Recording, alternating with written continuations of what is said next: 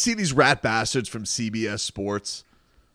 Maybe that's an aggressive way to start this video, but I was perusing. The first place I saw this was Dolphins Reddit this weekend, and I was just like, hey, man, what's your deal, Pete Prisco?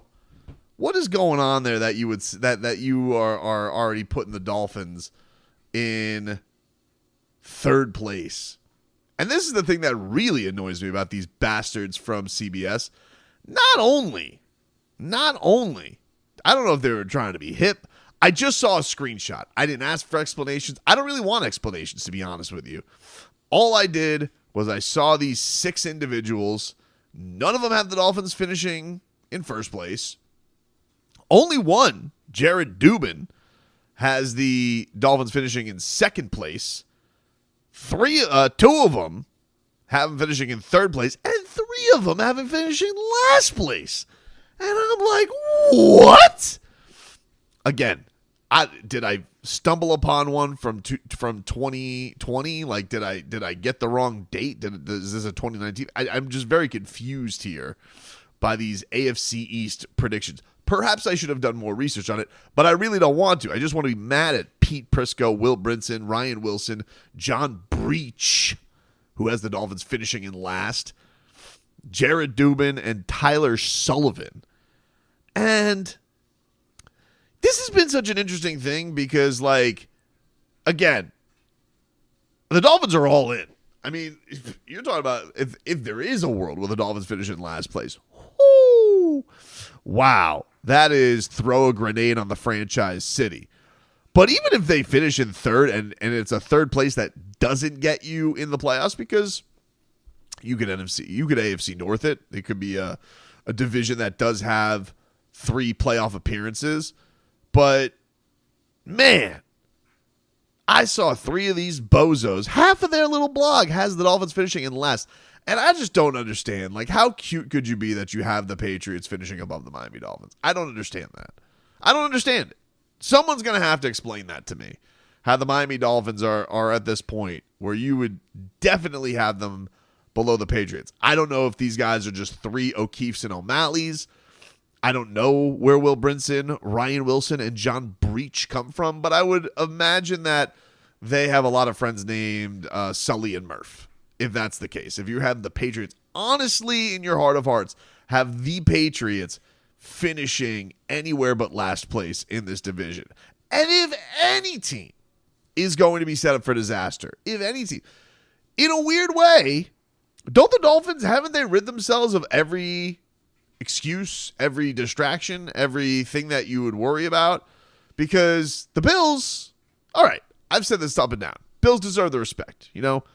Until the champ is knocked off in the division, I'll give them respect. But the Jets, you have Aaron Rodgers, 40 years old, putting together a new offensive line. Okay, I understand. I acknowledge that they got some defensive talent. They got some weapons. Do they have Dolphins weapons? I don't think so.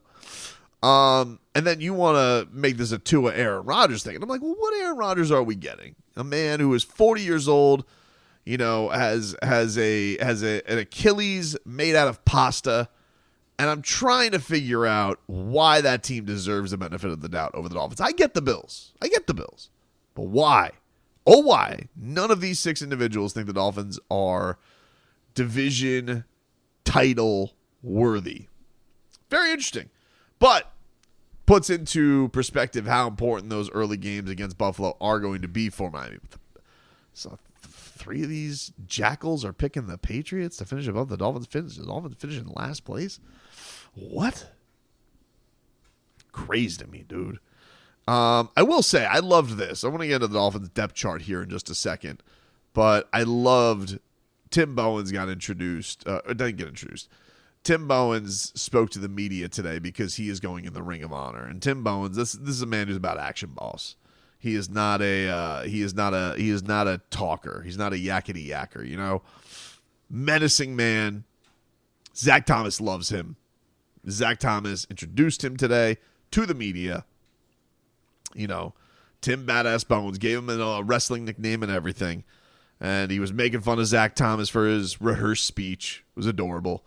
But Tim Bowens was asked today about the idea the Dolphins want to be bullies. on defense. And I think you could look back at the Tim Bowens defenses, JT's. Those are menacing defenses. Menacing defenses that deserve better. And he was asked about the idea about the Miami Dolphins wanting to be bullies. And in typical Tim Bowens fashion is like, you got to be about it. Well, me, I wouldn't be the talker. Be more the shower. Just go out and do what you got to do.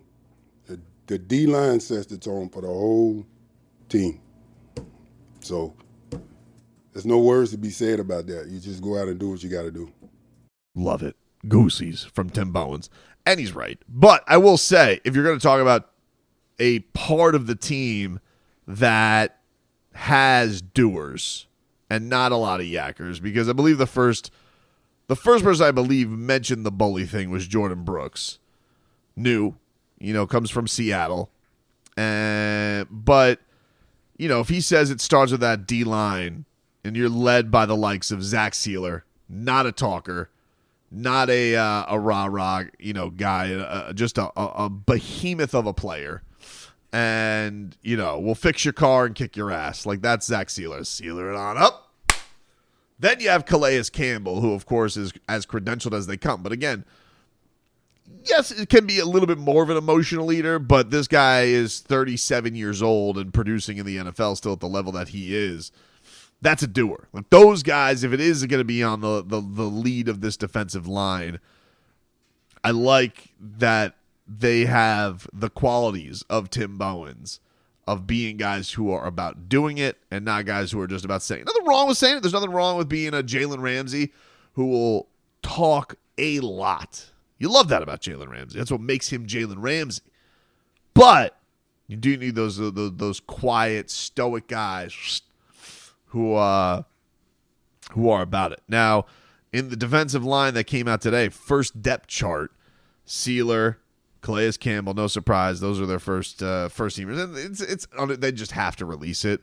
But I got to say, looking at it, reading some of the beat guys, the columnists, this is a pretty spot on depth chart. And looking around, kind of perusing it, I can't say that there's much disagreement from me on that, on the defensive side of things. Benito Jones is the I guess essentially would be the nose tackle here for the Miami Dolphins. Tier Tart is behind him. So that was an interesting one, bringing them in to the fold. Brandon Peely being behind them on the third team. Deshaun Hand is a backup defensive tackle for the Dolphins at this point. The outside linebackers are interesting because this guy's been one of the stories of camp so far. It's been Quentin Bell. And they have him first team outside linebacker on this squad. So he is getting one of those edge spots out of the gate. Pretty awesome story. He's been getting reviews, got the orange jersey. Did the Hard Knocks thing about him, but like even listening to him today about like the journey that he took together. Oddly enough, like Ryan Tannehill, he was a wide receiver in college. Did not know that. I was like, oh man, I wonder if they'll mention that on every Monday Night Football broadcast for you from here on out. They did it for Tanny. But Quentin Bell has, true to a lot of the guys that they would like with this Dolphins. He waved a bunch, cut a bunch, overlooked, overwritten off, and this guy has come out here and they're saying, yeah, he's our starter right now. Out of this whole deal of all the guys that we're bringing, got Chop Robinson, who is listed second team behind Emmanuel Ogbah on the other side. Mo Kamara is listed as third, although he reportedly had a good day today. But that's a pretty awesome story that Quentin Bell has been playing that badass and is at this point right now. The other ones that are pretty interesting that stood out, I would say, are probably your backup corner spots. You got Cam Smith, who obviously is dealing with an injury. Storm Duck is third team. Ethan Bonner is the other backup cornerback. So definitely something of interest. Ethan Bonner's been said to have a really great camp. Cam Smith, though we had the whole scars comment that came out there, he is still listed second on the depth chart. Came back today, did individual drills. At the nickel, they got Kader Kohu. Guy has been balling basically since he walked onto the scene for the Miami Dolphins. Nick Needham is behind him. A little bit healthier this year. So You got that, and then in the safety spots, Javon Holland, Jordan Poyer. No surprise, though, Poyer has missed 4 straight practices. You got Elijah Campbell, Marcus May there behind them. On the offensive side of things for this, I mean, I think everybody, the only thing that's really of note that anybody wants to know is tight end. You got Durham Smythe, Jonnu Smith, Julian Hill, Jordy Forson, Tanner Connor, all the way listed as the fifth tight end. That's an interesting one because he's had a pretty good camp. There's a lot of talent in that room, right? Like, this has been one of the thin parts, but there's been so much said about Julian Hill, the physicality that he plays with, the skill that Tanner Connor's playing with. Jordy Forson just kind of plugs along, does his thing.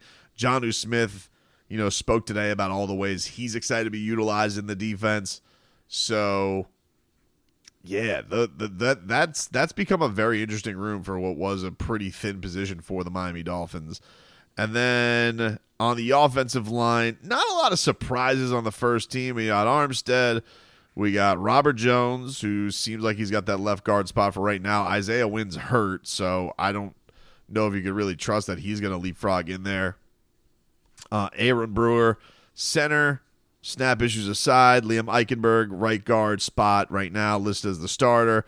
And then Austin Jackson, he's your starting right tackle. Of course, big extension last year. He's all set there. The backup tackles are Kendall Lamb on the right side and Patrick Paul on the left side. Keon Smith at the left guard and Driscoll at the right. And then Aaron Meyer. I don't know who he is quite plain. Andrew Meyer, excuse me. I believe it's Andrew Meyer.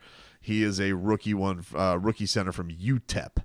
UTEP two-step. Speaking of centers, by the way, Connor Williams is apparently visiting the Ravens today, or did visit the Ravens today. He's considering a deal between Seattle and Baltimore, so he may finally have a home.